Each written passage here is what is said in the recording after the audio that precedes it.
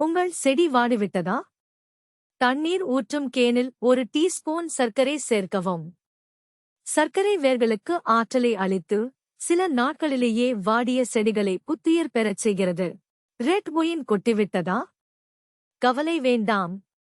உடனடியாக கரையின் மீது உப்பை தூவி 10 நிமிடம் அப்படியே விடவும். பின்னர் ஈரமான துணியால் துடைக்கவும். ஒயின் காய்வதற்கு முன்பே உப்பு அதனை உறிஞ்சிவிடும். ரெஸ்டாரண்ட் சுவையில் ஸ்கிராம்பிள்ட் முட்டை வேண்டுமா? சமைக்கும் முன் முட்டையில் சிறிது கிளப் சோடா சேர்க்கவும். அதில் உள்ள குமிழிகள் முட்டையை மென்மையாகவும் பஞ்சு போலவும் ஈரப்பதத்துடனும் மாற்றும். கீபோர்டில் தூசிகள் நிறைந்துள்ளதா? கீகளுக்கு இடையில் சுத்தம் செய்ய ஒரு ரொட்டி துண்டை பயன்படுத்தவும். மென்மையான ரொட்டி கீகளை கீறாமல் குப்பைகளை எளிதாக எடுத்துவிடும். பாதி அவகேடோவை ஃப்ரெஷ்ஷாக வைக்க வேண்டுமா? மீதமுள்ள பாதியில் உள்ள விதையை எடுக்க வேண்டாம்.